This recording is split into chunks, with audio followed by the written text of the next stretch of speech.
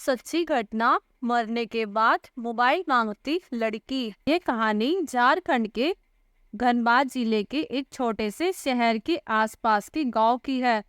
कुछ कही और कुछ अनकही बातें हैं, मगर सत्य घटना पर आधारित है। वाटर बोर्ड जो झारखंड बिहार का एकमात्र प्राकृतिक झील है, उस झील का स्रोत पारसनाथ पर्वत है, जो उससे काफी सटा हुआ है। उसी झील के पास एक गांव जिसका नाम झिरियाडी है।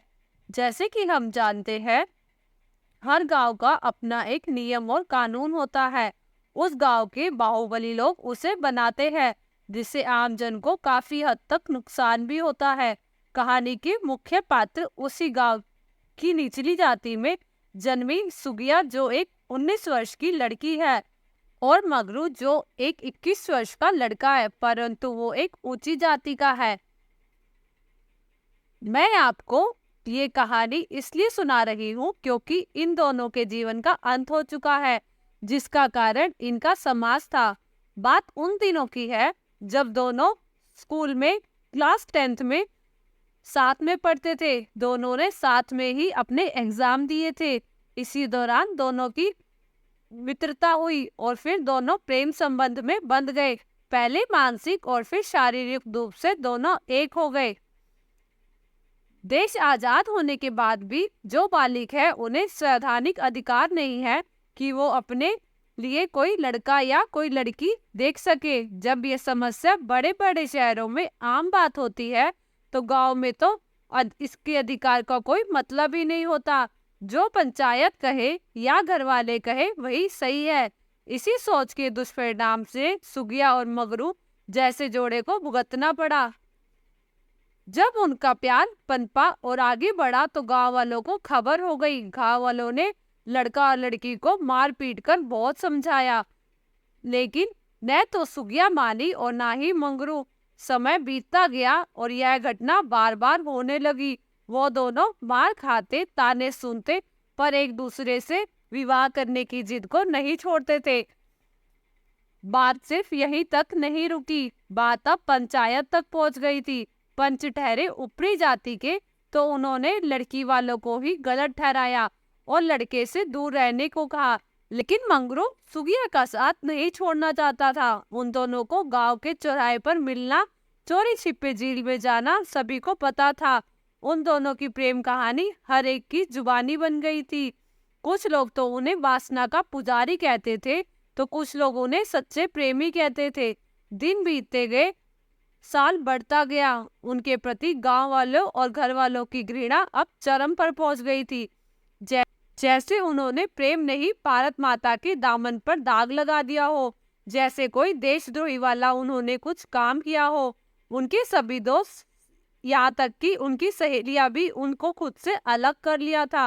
अंत में दोनों ने खुदकुशी करने का फैसला किया। उन्होंने एक रणनीति तैयार की कि दोनों एक दूसरे को एक समय अनुसार उस झील पर बुलाया, क्योंकि दोनों उसी में कूदकर आत्महत्या करने वाले थे जिस झील पे वो बरसों से मिल रहे थे। उन्होंने एक दिन तय किया, क्योंकि लड़का लड़की एक दूसरे की होकर ही मरना चाहते थे। वही मंदिर में दोनों ने शादी कर ली और जान देने की योजना बनाई। कुछ दिन बाद का समय तय किया गया। सुगिया दुल्हन के वेश में शादी के पश्चात अपनी जान देने के लिए तैयार हो गई थी। शायद ऊपर वाले को कुछ और ही मंजूर था, क्योंकि मगरू के घर वालों ने उसे खूब मारा पीटा और यहाँ तक कि उसे कमरे में बंद कर दिया था। वो तड़प तड़प कर रोने लगा कि मुझे जाने दो, मुझे जाने दो, परंतु उसके घर वालों ने उसकी कुछ नहीं सुनी। सुगिया तो झील पर उसका इंतजार कर रही थी और वो घर में ही अधमरा हो चुका था। इससे पहले मगरू को कई बार उसके घर वालों ने जान से मारने की कोशिश की, लेकिन वो हमेशा नाकामयाब रहे।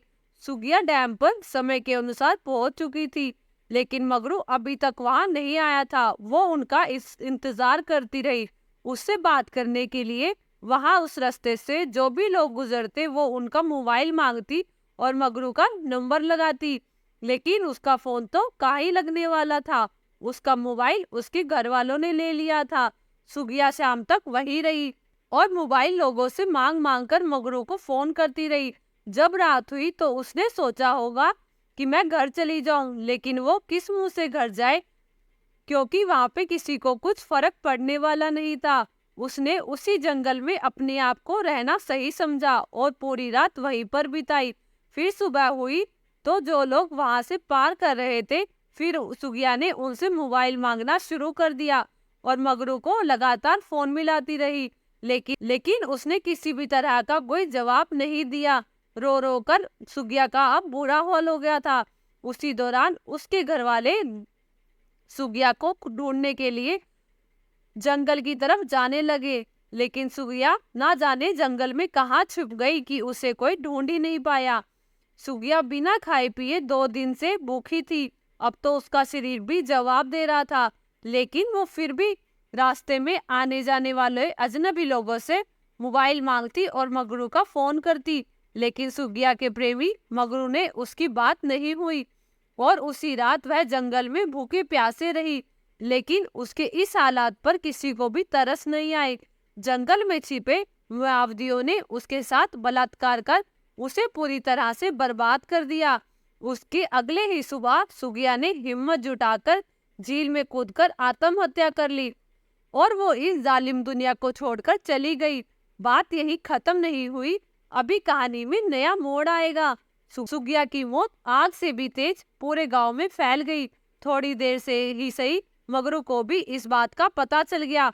वो तो पहले से ही अधमरा हो चुका था, लेकिन जैसे ही उसे ये खबर मिली वो पूरा मर गया, मानो जिंदा लाश बन गया हो। वो चीखने चिल्लाने लगा। अब तो घर वाले भी हार मान गए। कुछ दिन बाद जब ये सब मामला शांत हुआ, लोगों के दिमाग से ये बात अब खत्म हो चुकी थी, लेकिन सुगिया ऐसा होने नहीं देना चाहती थी। लगभग 7 दिन बाद उस रास्ते से जो भी आता जाता उसे सुगिया की आवाज सुनाई पड़ती। ओ भैया जरा मोबाइल दीजिए, एक कॉल करना है। लेकिन वहां कोई भी उस लड़की को नहीं देख पाता था, केवल उसकी आवाज ही सुनाई देती थी। इस बात का भरोसा वहां के गांव वालों ने किया। साथ ही आते जाते लोगों ने कई दफा ऐसी आवाज सुनी। कुछ लोग तो डर के मारे मौके पर ही बेहोश हो गए। बात अभी यही खत्म नहीं हुई। अब सुगरिया मगरू को हूबहू अपने आसपास दिखाई देती थी। कभी उसके सपनों में आकर उसे कहती कि तुम आओ, मैं तुम्हारा इंतजार कर रही हूँ। अतः मगरू पागल हो गया, वो सिर्फ सुगिया का ही नाम लेता। मगरू को फिर अस्पताल में भर्ती करवाया गया, वहां उसका इलाज करवाया गया। शायद वो अब जीना नहीं चाहता था और वो सिर्फ एक ही बात कहता था, सुगिया मैं आ रहा हूँ, और फिर चीखता चिल्लाता। मगरू एक दिन के इलाज में विज्ञान भी फेल हो गया, उसके झाड़ फूक भी फेल हो गए, लेकिन वो ठीक नहीं हुआ। देखिए दोस्तों, आज के जमाने में भी ऐसी घटनाएं हो रही है जिससे युवा पीढ़ी टूट सकती है।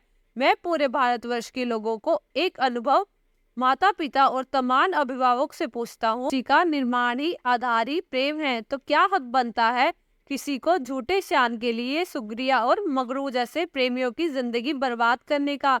मेरी कहानी में तो लड़की खुदकुशी कर ली, किंतु भारत में ना जाने कितने ऐसे लोग हैं जिनको जिंदा जला दिया जाता है, उन्हें जान से मार दिया जाता है, यहाँ तक कि घर वाले उनका बहिष्कार कर देते हैं। इसमें सबसे ज्यादा गुनहगार गांव के पंच और चौधरी लोग होते हैं, जो लोग झूठे शान और पगड़ी पहनकर इतराते हैं। प्रेमियों की बलि देना क्या ये सही है? जैसे पानी एक जगह ठहरे तो गंदगी आ ही जाएगी, उसमें बदबू हो ही जाएगी, वैसे ही समय के अनुसार परंपराओं को बदल देना चाहिए। जवान लड़की जो प्रेम संबंध में रहती है उसको मारकर घर वाले कहते हैं कि मेरी इज्जत का सवाल है, लेकिन जब कन्या भ्रूण हत्या करते हैं तब हम अपनी इज्जत क्यों भूल जाते हैं? जब लड़की अपनी मर्जी से शादी करती है तब हम अपनी झूठी इज्जत का ख्याल आता है। बेटा अगर दूसरे घर की बेटी लेकर आए तो हम उसे माफ कर देते हैं। एक ही समाज में एक समान न्याय क्यों नहीं है? का समाज का दोगलापन है और कुछ नहीं है। कहीं न कहीं देश की प्रथा के कारण जाति में विवाह ही है। जिस दिन अंतर जातीय विवाह शुरू हो गया, मानो दहेज प्रथा भी खत्म हो जाएगी। इसलिए प्रेमी युगल का सम्मान करना चाहिए। भारत में इतना प्रेमियों के विरोध के बावजूद भी इस देश में कुछ भी लोग हैं जो प्रेम करने वालों की रक्षा करते हैं। जब एक लड़का 18 साल में अपना प्रधानमंत्री चुन सकता है या फिर लड़की अपना प्रधानमंत्री चुन सकती है, तो वो अपना जीवन साथी क्यों नहीं चुन सकते? हमारे भारत के सर्वोच्च न्यायालय के साफ साफ कहा है कि जाति प्रथा भारत देश को पूरी तरह से बांट रही है। दोस्तों, ये हकीकत सुनने के बाद आपकी राय क्या है, प्लीज कमेंट करके जरूर बताएं। वीडियो पसंद आया तो वीडियो को लाइक करें और हमारे चैनल को सब्सक्राइब करें। धन्यवाद।